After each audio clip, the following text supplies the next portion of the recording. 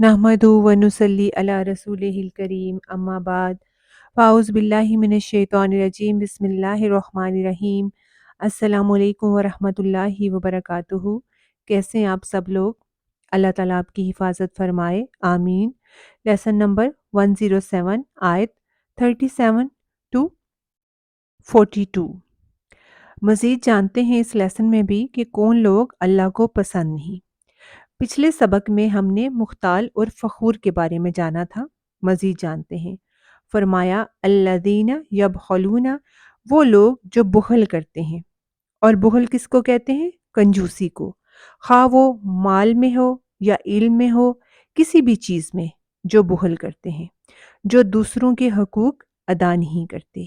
وَيَأْمُرُونَ النَّاسَ بِالْبُخْلِ، اور حکم دیتے ہیں لوگوں کو بھی بخل کا، یعنی نہ تو خود کسی کے ساتھ بھلائی کرتے ہیں، اور اگر کوئی اور کرنے لگے تو اسے بھی روک دیتے ہیں۔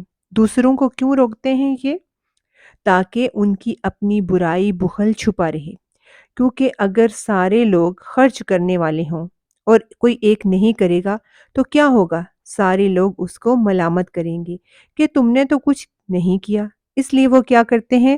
دوسروں کو بھی خرچ کرنے سے روکتے ہیں، اور اس طرح جو ضرورت مند ہیں، جو مسکین ہیں، یتیم ہیں، یہ سارے احسان سے محروم رہ جاتے ہیں۔ کیونکہ احسان کرنے میں مال خرچ کرنا بھی آتا ہے، کہ انسان اپنے مال سے دوسروں کی ضرورت مندوں کی مدد کرے۔ تو وہ لوگ جو بخل کرتے ہیں اور دوسروں کو بھی بخل کا حکم دیتے ہیں، وَيَكْتُمُونَ، اور وہ کیا کرتے ہیں؟ چھپا لیتے ہیں، مَا آتَاهُمُ اللَّهُ مِن فَضْلِهِ، جو اللہ نے ان کو عطا کیا اپنے فضل سے، یعنی اللہ نے ان پر جو اپنی نعمتیں تمام کی، اور وہ کیا کرتے ہیں کہ ان کی کسی کو ہوا نہیں لگنے دیتے، اس کو چھپا کر رکھتے ہیں۔ کیونکہ تاکہ ان سے کوئی مانگ نہ لے، وہ ہر چیز کو چھپا چھپا کر رکھتے ہیں۔ تو اللہ ایسے لوگوں کو بالکل پسند نہیں کرتا، یعنی ان کے لباس سے، ان کے کھانے سے، ان کے رہن سہن سے بالکل بھی اندازہ نہیں ہوتا کہ ان کے پاس کیا ہے۔ ان کی حرص و ہوس انہیں صرف مال کمانے، اکٹھا کرنے اور تجوریاں بھرنے پر مجبور کرتی ہے، کہ بس اکٹھا کرتے رہو یہاں تک کہ پھر خود ختم ہو جاؤ۔ نہ اپنی ذات پر لگاتے ہیں اور نہ کسی اور خیر کے کام میں، نہ کسی اور کو دیتے ہیں۔ ایسے لوگ نہ اللہ کو محبوب ہیں نہ بندوں کے۔ حدیث میں آتا ہے کہ اللہ تعالیٰ جب کسی بندے کو کوئی نعمت عطا کرتا ہے تو اس بات کو پسند کرتا ہے کہ اس نعمت کا اثر اس بندے پر دکھائی دے۔ یعنی اگر کسی کے پاس مال ہے تو اس کا اثر کہاں نظر آنا چاہیے؟ اس کے حال حلیے پر، اس کے رہن سہن پر۔ مگر اس کا مطلب یہ بھی نہیں کہ وہ نمود و نمائش کرے، مگر یہ بھی نہ ہو کہ انسان سب کچھ ہوتے ہوئے بھی ایسا پھٹا پرانا لباس پہنے کہ لوگ اسے فقیر سمجھ کر صدقہ کرنے لگے۔ یہ نہیں ہونا چاہیے۔ جب اللہ نے دیا ہے، جتنا دیا ہے اس کے مطابق زندگی بسر کریں، نہ تو انسان اپنی حدوں سے باہر نکلے اور نہ اس سے کم ہو۔ اللہ نے بخل کو اس لیے سخت ناپسند کیا ہے، اور حدیث میں آتا ہے کہ بخل سے بڑھ کر بڑی بیماری اور کون سی ہو سکتی ہے۔ یہ ایک نفسیاتی بیماری ہے کہ انسان کا دل اتنا تنگ ہو جاتا ہے کہ نہ وہ خود پہ خرچ کرتا ہے، نہ بال بچوں پہ، نہ کسی رشتہ دار پہ، اور نہ ان تمام لوگوں پر جن کا ذکر پیچھے آپ نے پڑھا۔ تو نبی صلی اللہ علیہ وآلہ وسلم نے اس کی ممانت فرمائی، کہا کہ شح سے بچتے رہو۔ اور شح کیا ہوتا ہے؟ حرص اور بخل کا مجموعہ، یعنی مزید کی لالچ، اور جو ہے اسے ہاتھ سے نہ جانے دینا۔ فرمایا کہ اس نے تم سے پہلے لوگوں کو ہلاک کر دیا۔ تو یہ جو دل کی تنگی ہوتی ہے نا، کہ جو انسان کو دوسروں کے ساتھ اچھا سلوک نہیں کرنے دیتی، اب اس کا نتیجہ کیا ہوتا ہے کہ لوگوں کے آپس کے تعلقات خراب ہو جاتے ہیں، لوگ ایک دوسرے کا خون خرابہ کرتے ہیں، ایک دوسرے کو ذلیل کرتے ہیں۔ بخل کیا ہوتا ہے؟ کہ جہاں اللہ نے خرچ کرنے کا حکم دیا، جہاں خرچ کرنا چاہیے اس کے علاوہ جو ہے وہ انسان خرچ کرے، جہاں جیسے ریاکاری کے لیے، شہرت کے لیے، وہ خرچ کرے، اور جہاں اللہ نے کہا ہے وہاں نہ خرچ کرے۔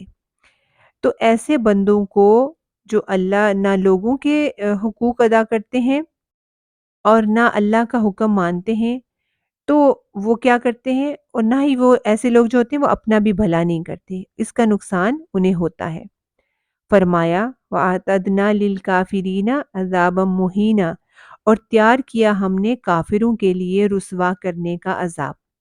اب دیکھیں جو لوگ بخیل ہوتے ہیں نا، اور جو نعمت کو چھپا کر رکھتے ہیں، ان کو کیا کہا گیا؟ کافر۔ کافر کا لفظ جو ہے کفر سے ہے، اور کفر کس کو کہتے ہیں؟ چھپانے کو۔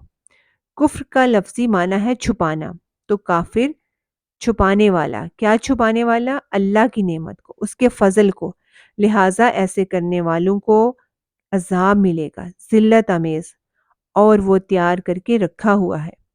تو خلاصہ کیا ہے اس آیت کا؟ کہ اللہ کا فضل چھپانا جرم ہے۔ وہ فضل خواہ مال کی شکل میں ہو، علم کی شکل میں ہو، اور کسی بھی فارم میں، لوگوں کو جو ہے ایسے لوگوں کو اللہ پسند نہیں فرماتا۔ والذین ينفقون اموالہم رئاء الناس، وہ لوگ جو مال خرچ کرتے ہیں لوگوں کو دکھانے کے لیے۔ اس میں ہر قسم کا مال آ جاتا ہے، کیش ہو، زمین ہو، جائیداد ہو، مال مویشی، سونا چاندی۔ اسی لیے جب اموال کا لفظ آتا ہے تو سارے مالوں کا اس میں احاطہ ہو جاتا ہے۔ تو جو لوگ اپنے مالوں کو ایسے خرچ کرتے ہیں، کیسے؟ لوگوں کو دکھانے کے لیے، دکھاوے کے لیے، تاکہ لوگ دیکھیں اور خوش ہوں، اور خوش ہو کر پھر کیا کریں؟ ان کی تعریف کریں۔ یعنی وہ اپنی تعریف اپنے فائدے کے لیے ایسا انسان خرچ کرتا ہے۔ وَلَا يُؤْمِنُونَ بِاللَّهِ، اور وہ اللہ پر جو ہے وہ ایمان نہیں رکھتے۔ اللہ پر، اب بعض اوقات وہ لوگ جو اللہ کو مان رہے ہوتے ہیں وہ ایسا کر رہے ہوتے ہیں، تو کیوں کہا کہ وہ لوگ اللہ کو نہیں مانتے؟ یعنی ان کا ایمان کمزور ہے، انہیں اللہ پر توکل نہیں۔ وہ خرچ کیوں نہیں کرتے؟ کہ مال کم ہو جائے گا، ہمارا کیا بنے گا؟ انہیں اللہ پر بھروسہ نہیں۔ وَلَا بِالْيَوْمِ الْآخِرِ، اور نہ آخرت کے دن پر وہ ایمان رکھتے ہیں۔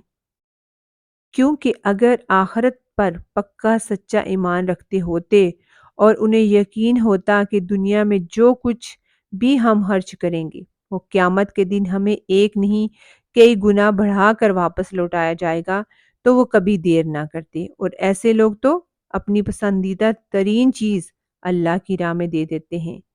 وَمَن يَكُنِ الشَّيْطَانُ لَهُ قَرِينًا، اور وہ شخص کہ جس کا دوست بن جائے شیطان۔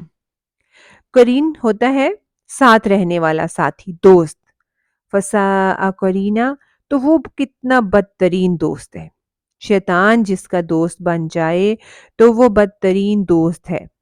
اس کا شیطان اس جو ہے وہ کیا ہے، اس کی دوستی کیا ہے؟ بدترین دوستی ہے، کیونکہ شیطان ہی انسان کو بخل کرواتا ہے، اسے اپنی مرضی پر چلاتا ہے۔ تو شیطان کی دوستی سے بچنے کی ضرورت ہے۔ کیسے پتہ چلے گا کہ کوئی شیطان کا دوست ہے کہ نہیں؟ اگر وہ انسان جو ہے وہ کام کرے جن کا پیچھے ذکر ہے، کون کون سے کام؟ اللہ کی عبادت کرنا، اللہ کے ساتھ شرک نہ کرنا، اور جن لوگوں کے ساتھ حسن سلوک کا ذکر کیا گیا ہے ان کے ساتھ حسن سلوک کرنا۔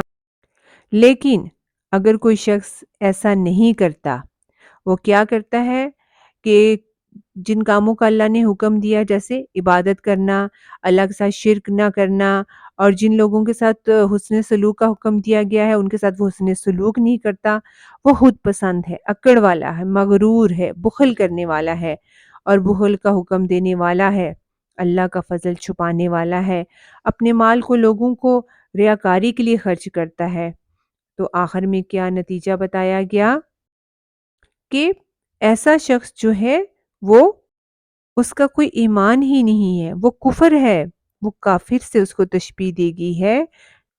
اور آخر میں نتیجہ یہ بتایا گیا کہ اصل میں ان لوگوں کا ایمان ہی نہیں۔ نتیجہ ہے یہ، اس کا کیا پتہ چلتا ہے کہ اچھے اعمال کی بنیاد انحصار کس پر ہے؟ ایمان کی مضبوطی پر۔ جتنا زیادہ ایمان مضبوط ہوگا اتنا ہی جو ہے عمل اچھا ہوگا، اور اگر ایمان کمزور ہے تو عمل بھی خراب ہوں گے، اور خاص طور پر سب بری صفات میں سے سب سے آخر میں ریاکاری لائی گئی ہے۔ اور شروع میں جیسے شرک کی بات آئی تھی نا، تو ریاکاری بھی دراصل شرک ہی کی ایک قسم ہے۔ حدیث میں آتا ہے کہ جس نے دکھاوے کی نماز پڑھی اس نے شرک کیا، جس نے ریاکاری کے ساتھ صدقہ کیا اس نے دراصل شرک کیا، اور قیامت کے دن جہنم میں کن کو اوندے منہ گرایا جائے گا؟ ریاکار عالم کو، ریاکار غازی کو، اور ریاکار سخی دکھاوا کرنے والا جو سخی شخص ہے۔ پھر فرمایا وَمَاذَا عَلَيْهِمْ لَوْ آمَنُوا بِاللَّهِ وَالْيَوْمِ الْآخِرِ۔ اللہ تعالیٰ فرمائیں گے کہ ان کا کیا نقصان ہوتا، ان کا کیا بگڑتا اگر یہ اللہ اور یوم آخرت پر ایمان لے آتے۔ یہاں یہ نہیں کہا کہ ان کا کیا بگڑتا اگر یہ والدین کے ساتھ اچھا سلوک کر لیتے، یا مال خرچ کرتے، یا عاجزی اختیار کرتے۔ کس بات پہ ہاتھ رکھا؟ ایمان پہ۔ اس سے کیا پتہ چلتا ہے کہ اصلاح کے لیے، تزکیے کے لیے، اچھی عبادت کے لیے ضروری ہے کہ کس پر ورک کیا جائے؟ اپنے ایمان پر، اپنے ایمان کی حالت پر۔ اگر کوئی شخص غلط کام کرتا ہے تو اس کا مطلب ہے کہ اس کا ایمان درست نہیں۔ کچھ گناہ ایسے ہیں جب انسان کرتا ہے تو ایمان رخصت ہو جاتا ہے، جیسے چور جب چوری کرتا ہے تو اس کا ایمان نکل جاتا ہے، زناکار جب زنا کر رہا ہوتا ہے تو اس کے پاس ایمان نہیں ہوتا، کیونکہ اگر ایمان ہو تو پھر وہ غلط کام نہ کرے۔ ایمان ایسی قوت ہے جو انسان کو نیکی پر جما کر رکھتی ہے اور برائی سے دور کرتی ہے۔ اپنے گھروں میں جو کمیاں ہیں، جو برائیاں ہم دیکھیں تو صرف انہیں ڈانٹ ڈپٹ ہی نہ ان پہ کریں، ان کے لیے اللہ سے ایسے ہمارے جو اپنے رشتے ہیں ان کے لیے ایمان کی دعا کریں، کیونکہ ایمان ہوگا تو باقی رستے وہ خود ڈھونڈ لیں گے، لیکن اگر ایمان ہی نہیں تو کچھ بھی نہیں۔ وہ آپ کے سامنے تو معاملات اپنے ٹھیک کر لیں گے آپ کے خوف سے، لیکن آپ کے پیچھے نہیں۔ اس لیے اللہ نے کہا وَمَاذَا عَلَيْهِمْ لَوْ آمَنُوا بِاللَّهِ وَالْيَوْمِ الْآخِرِ وَأَنفَقُوا مِمَّا رَزَقَهُمُ اللَّهُ، کہ ان کا کیا بگڑتا اگر یہ ایمان لے آتے، ٹھیک ہے، اللہ پہ اور یوم آخرت پر، اور اس میں سے خرچ کرتے جو ان کو اللہ نے رزق دیا ہے۔ جو کچھ ہمارے پاس ہے یہ ہمارا نہیں ہے، یہ اللہ کا دیا ہوا ہے، اور ہم اس کے مالک نہیں، یہ عارضی ہمیں ملا ہے کہ ہم اس کے ساتھ کرتے کیا ہیں، امتحان کے لیے۔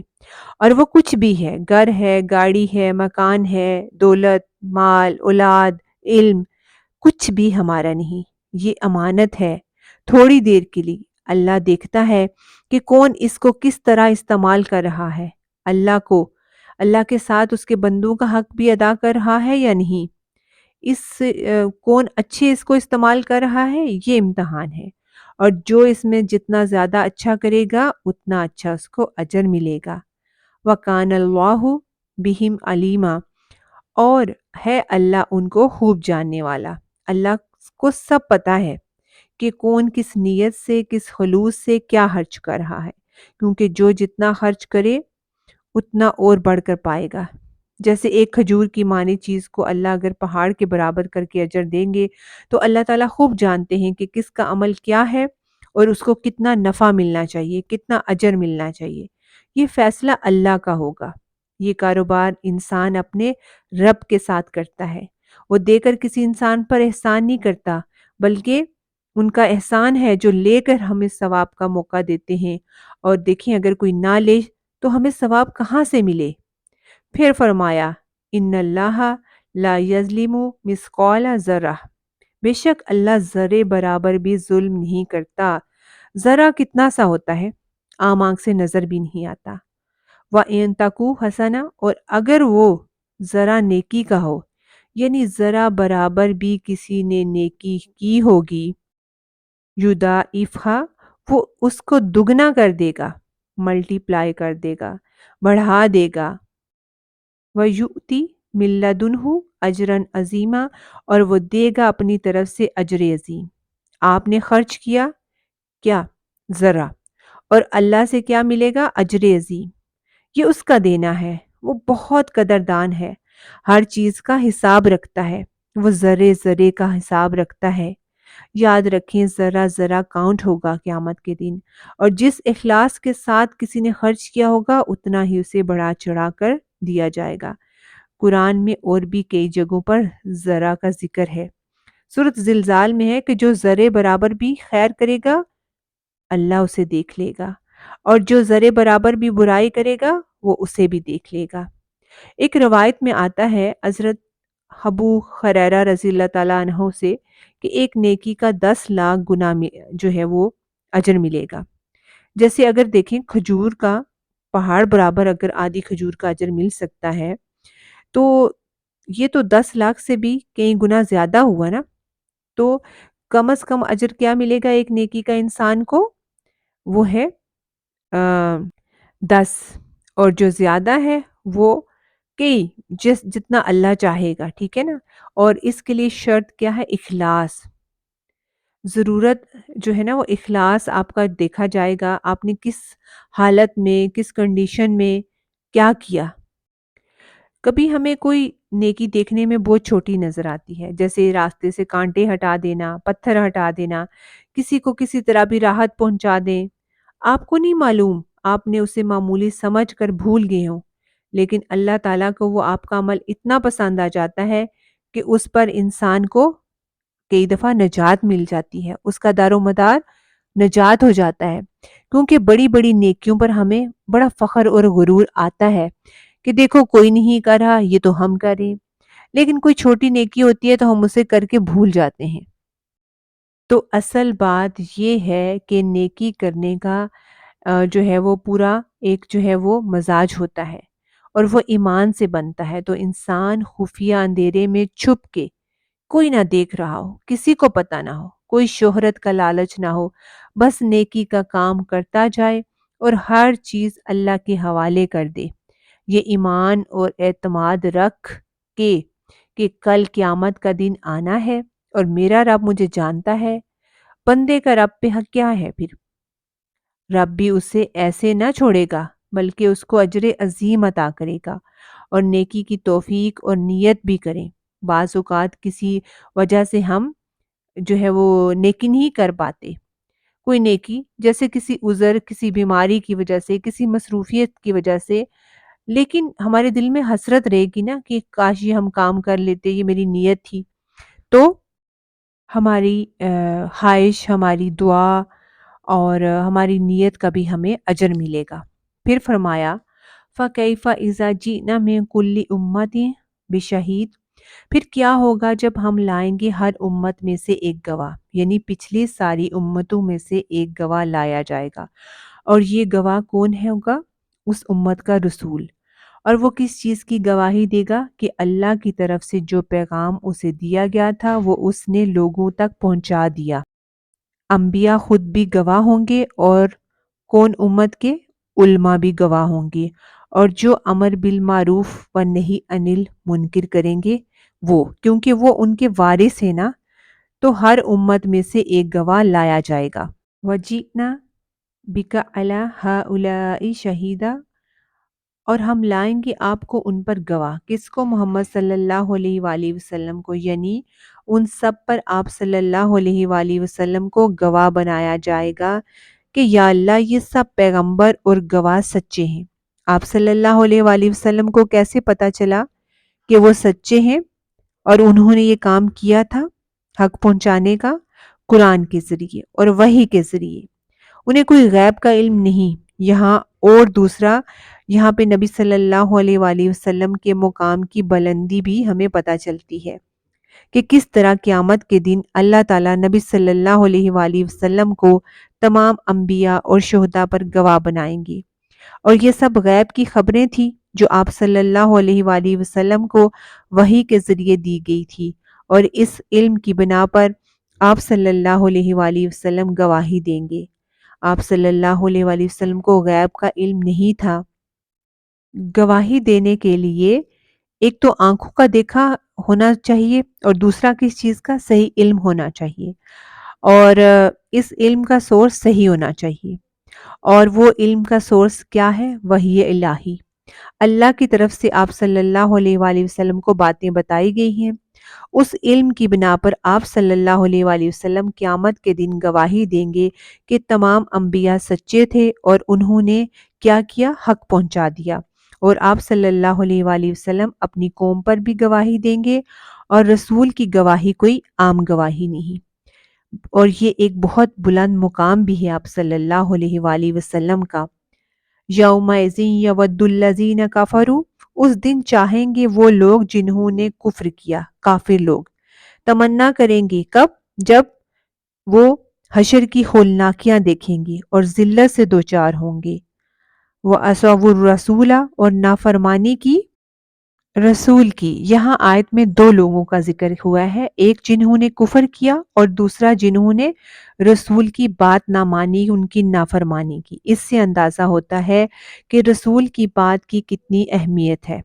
جیسے بعض لوگ کہتے ہیں کہ ہم قرآن کو تو مانتے ہیں، حدیث نہیں، تو اللہ کی نافرمانی بھی بہت بڑا جرم ہے اور رسول کی نافرمانی بھی جرم ہے، جو یہاں پر ذکر ہو رہا ہے۔ تو اس دن وہ لوگ کیا چاہیں گے، کیا تمنا کریں گے؟ لو تسوا بہم الارض، کہ کاش ان پر زمین برابر کر دی جائے، یعنی کاش انہیں زمین نگل لے اور انہیں اللہ کا سامنا نہ کرنا پڑے، حساب کتاب نہ دینا پڑے۔ دیکھیں، جب کوئی مجرم رنگے ہاتھوں پکڑا جاتا ہے تو اس کے پاس جب کوئی بھاگنے کا چارہ نہیں ہوتا، نہ وہ ادھر ادھر چھپ سکتا ہے، سب کچھ سامنے ہوتا ہے، تو پھر اس کا دل کیا چاہتا ہے کہ کاش زمین پھٹے اور وہ اس میں گھس جائے، غائب ہو جائے۔ وَلَا يَكْتُمُونَ اللَّهَ حَدِيثًا، اور وہ نہ چھپا سکیں گے اللہ سے کسی بھی بات کو۔ کیوں نہیں چھپا سکیں گے؟ وجہ، ان کی زندگی کا ایک ایک لمحہ جو ریکارڈ اللہ کے ہاں موجود ہوگا، نامہ اعمال ایک ایک چیز گواہی دے رہا ہوگا، ہاتھ پاؤں گواہی دیں گے، زمین گواہی دے گی، گواہ آ جائیں گے، وہ گواہی دیں گے، تو اس وقت کون انکار کر سکے گا؟ اور اگر کوئی انکار بھی کرے گا تو کیا ہوگا؟ ہر طرح کی گواہیاں، اور ویسے بھی اللہ تو سب جانتا ہے، تو لہٰذا اللہ کی نافرمانی اور رسول کی نافرمانی کے کاموں سے بچیں تاکہ قیامت کے دن رسوا نہ ہو سکیں، اور اللہ کے دیے ہوئے رزق میں سے خرچ کریں۔ اللہ ہمیں توفیق دے، آمین۔ السلام علیکم ورحمۃ اللہ وبرکاتہ۔